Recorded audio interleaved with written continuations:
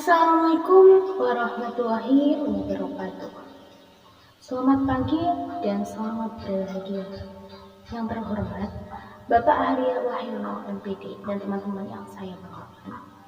Pertama-tama, marilah kita ucapkan puji dan syukur atas kehadirat Allah Subhanahu wa Ta'ala yang telah melimpahkan rahmat dan hidayahnya pada kita semua, sehingga pada kesempatan kali ini kita dapat berkumpul bersama tanpa halangan suatu apapun. Saya sangat senang berada di sini hari ini untuk membahas sebuah topik yang sangat penting bagi kita semua, terutama bagi generasi muda. Topik ini adalah tentang pentingnya melestarikan bahasa Indonesia.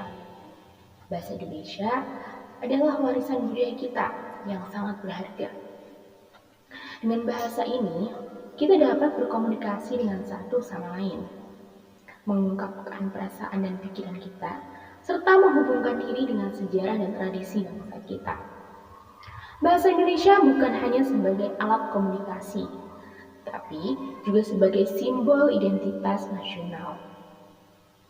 Namun, kita harus memiliki peran penting dalam melestarikan bahasa Indonesia.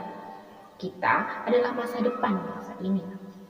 Dan apa yang kita lakukan hari ini akan mempengaruhi apa yang akan terjadi di masa depan. Oleh karena itu, kita harus berkomitmen untuk menggunakan bahasa Indonesia dalam kehidupan sehari-hari. Bagaimana kita bisa melakukannya? Pertama, kita harus memulai dari rumah. Orang tua dan keluarga harus berperan aktif dalam mengajarkan dan menggunakan bahasa Indonesia kepada anak-anak mereka. Kedua, kita harus menggunakan bahasa Indonesia dalam berbagai aspek kehidupan, seperti dalam berbicara, menulis, dan berinteraksi dengan media sosial. Ketiga, kita harus mendukung dan mengembangkan budaya literasi dengan membaca buku-buku yang ditulis dalam bahasa Indonesia. Selain itu, kita juga harus menghargai dan mengapresiasi karya-karya sastra dan budaya yang menggunakan bahasa Indonesia. Kita harus mengenal dan memahami sejarah dan tradisi bahasa ini, sehingga kita dapat menghargai dan melestarikannya dengan baik. Generasi muda harus menjadi garda terdepan dalam melestarikan bahasa Indonesia. Kita harus berani untuk menghadapi tantangan dan mengambil inisiatif untuk menjaga bahasa ini tetap hidup dan berkembang. Kita harus menjadi contoh yang lain, menunjukkan bahwa menggunakan bahasa Indonesia bukan hanya sebagai kewajiban, tetapi juga sebagai kehormatan.